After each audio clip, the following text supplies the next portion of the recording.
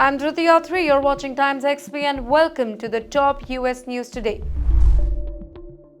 A shocking video from Newark Airport in the United States has gone viral and it's left many Indians around the globe heartbroken and angry.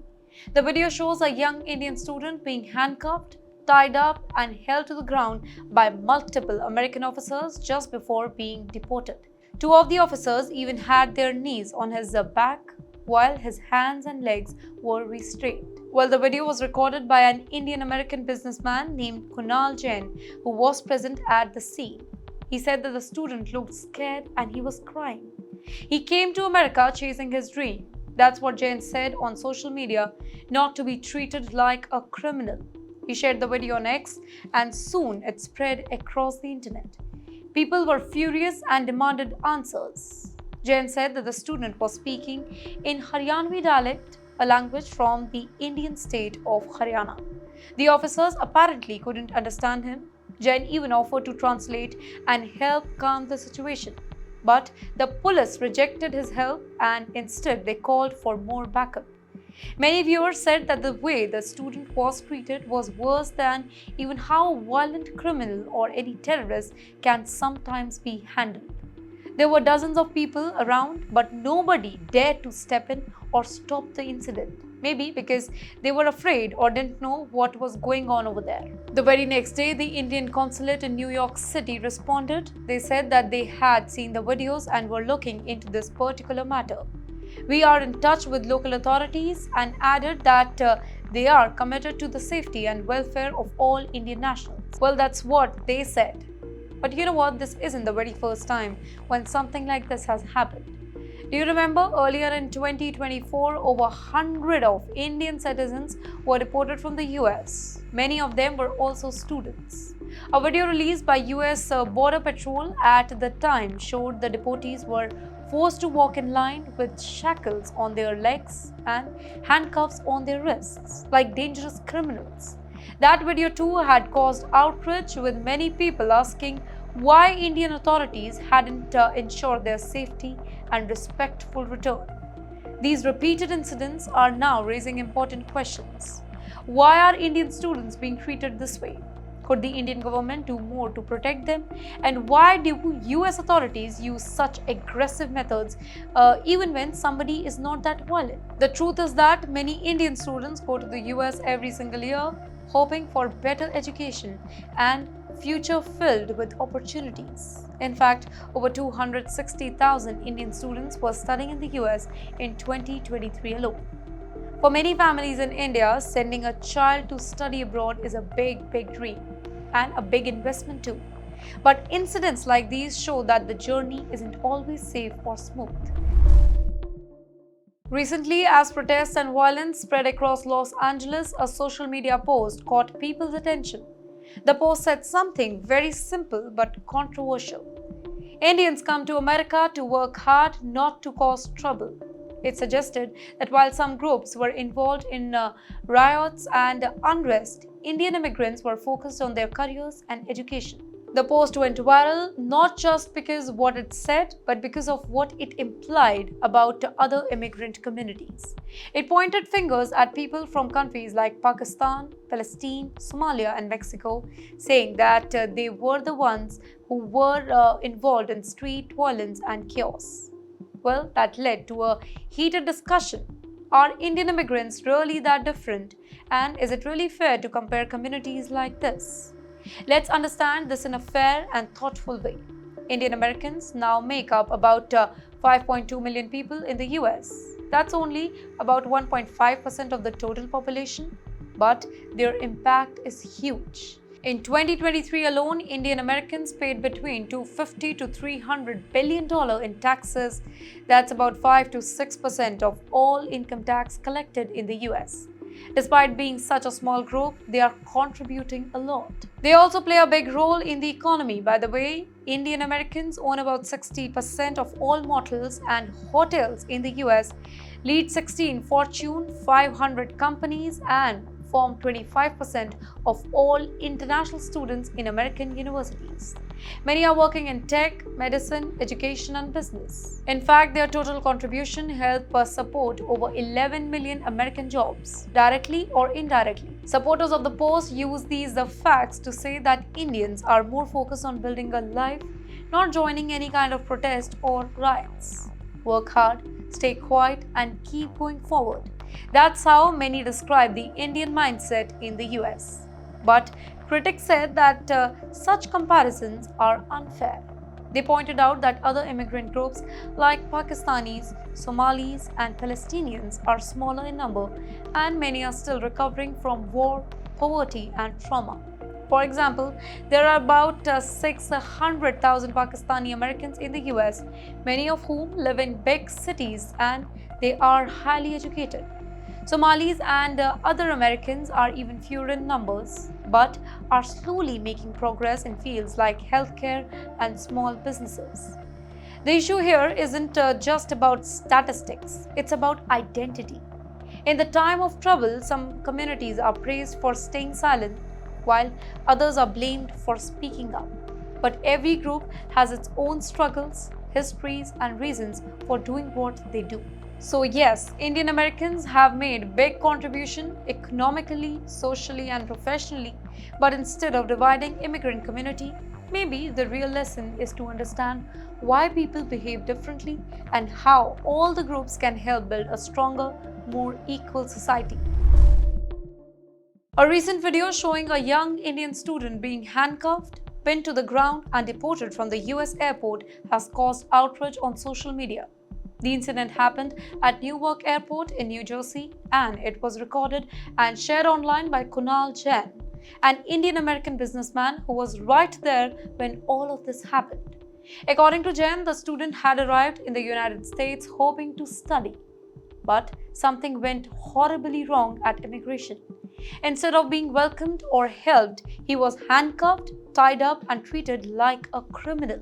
Jain said that the student was crying and completely confused and disoriented. He was speaking in a Haryanvi dialect and was even heard saying, "I'm not crazy. They are trying to prove I am." Jain tried to help by offering to translate, but the officers refused and called for backup instead. Later on, Jain posted that this isn't just a one-time thing. According to him, 3 to 4 Indian students are being sent back every single day from the US airports in similar way, without proper explanation or any kind of support. He said many of these students get their visas legally, take flights, land in the US, and then get deported the very same day because they can't clearly explain why they are here. Now, the story has upset many Indians both in the US and back home. Some people have called it a tragedy and demanded that Indian officials, including the Indian Embassy and Foreign Minister, Mr. S. Jaishankar, step in and help. Jain even mentioned that the student's parents might not even know what happened to their son and that he was never put on the flight back to India with Jain as originally planned. But the incident has also started a big debate. Some people online asked, if the student had a visa, why couldn't he explain his purpose to immigration officer? Others questioned how someone can go abroad for studies if they can't communicate in English or answer basic questions. One person said that the student was questioned for 5 to 6 hours and still gave incorrect answers, but still argued that he shouldn't have been treated the way he was, but he should have been treated with more respect. All of this is happening at a time when US authorities are becoming stricter with international students. Visas are being cancelled suddenly, sometimes over political protests or even small legal issues like traffic ticket.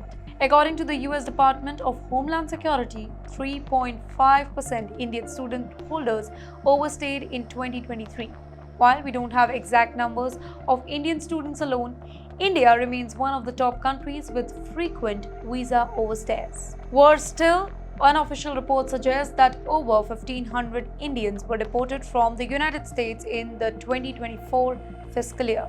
Not just students, by the way, but other undocumented immigrants too. That's a worrying number and raises questions about how Indians are being treated at American borders. The truth is, every single year, more than 260,000 Indian students go to the US, just with hopes of getting good education and building a better future. Their families spend a huge amount of money and trust the system to be very fair. But when incidents like this happen, it feels like their dreams are being crushed even before they began.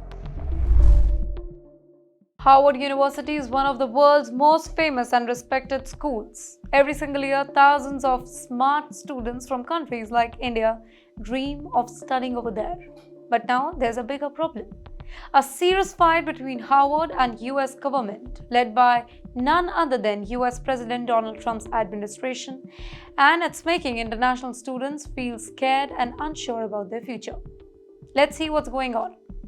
The US government has taken two major action against Harvard. First, it stopped giving Harvard $2.2 billion in funding, money the school usually depends on for research, teaching, and student support.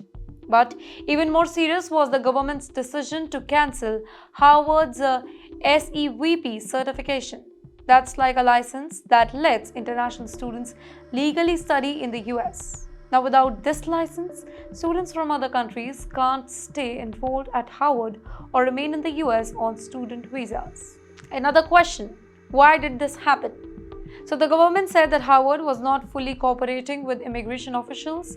They accused the university of not sharing certain information about international students and claimed that the campus wasn't safe enough. Though Harvard has denied all this, but the damage is already done. This has hit international students really hard, specifically nearly 800 Indian students currently at Harvard. Many had plans to work in the US for a few years after graduation so they could actually repay the loans and gain experience. Now, that dream feels shaky.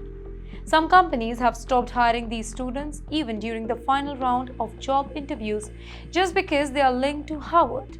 The Harvard name, once a golden ticket to success, is now raising red flags. Many students say that they feel emotionally drained. One graduate from the Harvard Kennedy School said that the last few months feels like a roller coaster. Another student from the Graduate School of Design said that she can't believe that Harvard had lost its ability to host international students and that it happened just days after she submitted her final project. Some students are now returning to India while others are looking for chances in Europe and Canada. Well, the effect go even further. New students who were planning to attend Harvard are now unsafe. Even though most student visas haven't been denied yet, many families are afraid to take the risk. Some students are worried that if this particular situation continues, they might lose scholarship or worse, be forced to leave the US mid-study. This is more than just Harvard problem, by the way. It's a warning for the entire international education system. It shows how quickly political decisions can change the lives of students and how fragile the idea of American dream can be. For students who once saw the US as a land of opportunity, that dream is now shattered. In the end, this fight is not just about money or visas. It's about trust, safety, and future of global education. Imagine if every baby born in the United States got $1,000 from the government to start a saving account for their future. Well, that's the idea behind a new plan supported by US President Donald Trump and some of America's biggest business leaders, including the CEOs of Dell, Uber, Goldman Sachs, and others. At a very special event at the White House, Dell Technologies CEO Michael Dell made a big announcement. If this plan becomes a law, his company will give about $1,000 to every new child born to Dell employee, matching the government's contribution.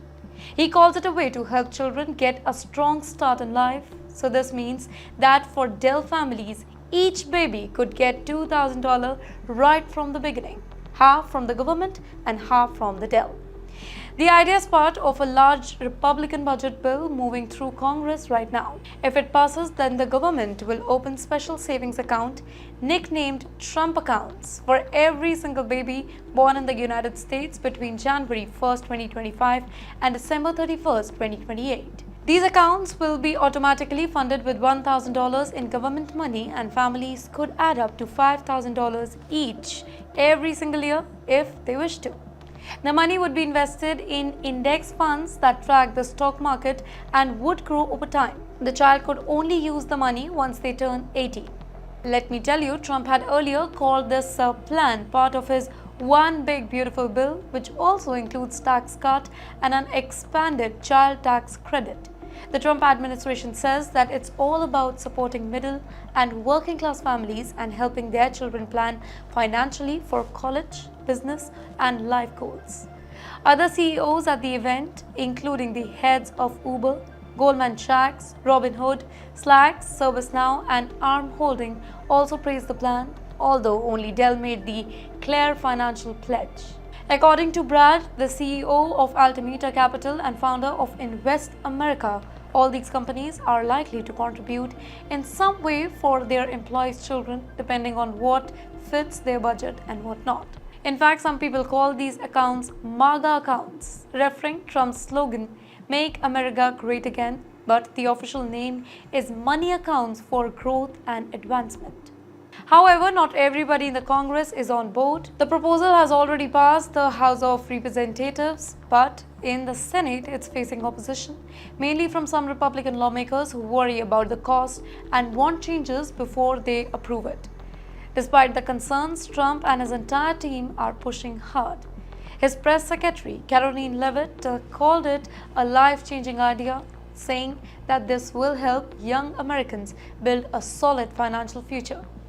But what does this mean for the families?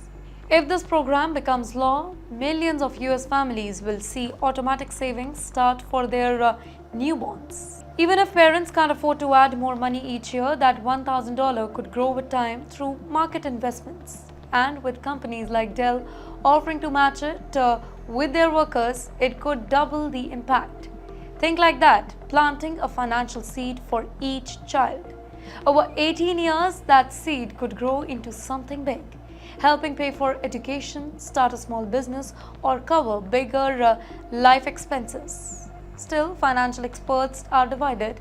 Some people say that these accounts would be as flexible or generous as existing saving plans like 529 college funds, which kind of allow higher contribution. Others argue that it's a step in the right direction, specifically for families who currently don't save anything at all. Ashok Iluswamy, an Indian origin engineer from Chennai, has been given one of the most exciting jobs in the world of technology. He will now lead Tesla's Optimus humanoid robot project, which aims to build advanced human-like robots. Well, this big responsibility came after former head of the program, Milan Kabok, stepped down to spend more time with his family. But the question is, who is Ashok Iluswamy and why is Tesla trusting him with such an important role? Ashok was born and raised in Chennai, Tamil Nadu, India. He studied electronics and communication engineering at the College of Engineering, Unity, one of India's top engineering colleges. After that, he went to Carnegie Mellon University in the United States to earn a master's degree in robotics system development, which set the foundation for his work in artificial intelligence and robotics. Ashok joined Tesla in 2014 as a software engineer, and over the years, he improved his skills in AI and automation. In fact, he was the first engineer to be hired for Tesla's Autopilot team. Today, he leads Tesla's Autopilot AI division and has played a big role in building the brain behind Tesla's self-driving technology. Now, with more than 11 years at Tesla, Ashok has also been asked to lead the Optimus robot project, Tesla's ambition plan to create humanoid robots. These robots are being designed to handle tasks in Tesla's factories and eventually help with everyday jobs at home or in the business. Tesla plans to make thousands of these robots by 2025 for use inside their own factories and hope to start selling them publicly by 2026. Ashok's promotion comes at a time when Tesla is trying to combine its work with AI and robotics. Since Ashok already leads the Autopilot software team, which works on things like object recognition, motion planning, and neural network, he is seen as the perfect person to bring both projects all together. The goal is to make the Optimus robot smarter and more capable by using the same technology that powers Tesla's self-driving cars. Before joining Tesla, Ashok worked at WABCO Vehicle Control System and also did research at Volkswagen's Electronic Research Lab, where he worked on autonomous driving system. He currently spoke about what it's like to work with Elon Musk. In a podcast with one of the YouTubers, Ashok said that Musk is a visionary who works 80 to 90 hours a week, is incredibly intelligent and isn't afraid of taking risks. He's also too funny, Ashok added, showing that even with all the pressure, working with Elon Musk can be enjoyable. As Tesla pushes forward with AI and robotics, Ashok is now at the center of all of this. His journey from Chennai to Silicon Valley shows how Indian engineers are shaping the future of technology on the world stage. Kabi Lame, the silent comedian loved by millions on TikTok, was recently detained in the United States, and many are shocked. Kabi, who has the most followers on TikTok, about 160 million, was stopped by immigration officers at an airport in Las Vegas. The reason? He apparently stayed in the US longer than allotted time period. Let's understand this clearly. Kabi Lame, whose full name is Kabi Lame, is originally from Senegal in West Africa, but he has lived in Italy almost his entire life. In fact, he became an Italy citizen not too long ago. Like many immigrants, his journey hasn't been easy. Before becoming famous, he worked in a factory in Italy, but when COVID-19 hit in 2020, he lost his job. And that's when he turned to TikTok, and the rest is history. Kabi became popular because of his unique style. He makes fun of overcomplicated life hacks by showing the easier way to do things using only simple gestures and facial expressions. His silent videos went viral across the world. Today, he is not just a TikTok celebrity. He has attended events like Met Gala, and big brands like Boss have actually made him their ambassador. But despite this fame, Kabi couldn't escape the harsh US immigration system, which has become even stricter under US President Donald Trump's new policies. Trump's government is now cracking down harder on people who stay in the US without proper immigration status. According to officials, the goal is to arrest 3,000 people per day. These arrests are happening at workplaces, homes, and even airports, like in Kabi's case. Even legal immigrants are now facing more challenges. Green card holders and international students are under more watch. Recently, visa interviews for foreign students have been blocked, and even their social media is being checked before visa approval. So basically, in short, it's getting harder not only to stay illegally in the US, it's becoming difficult to come legally too. Kabi was not deported, but was allowed to leave the country voluntarily, which means that he left without being formally removed by force. Now, this incident shows how even the famous and successful immigrants can face problems due to the changing immigration rule. It also shows how powerful governments are becoming in controlling who can enter, who can stay, and that too in their own country. That's it for today. Thanks for connecting. Stay tuned to TimesXP for more such updates.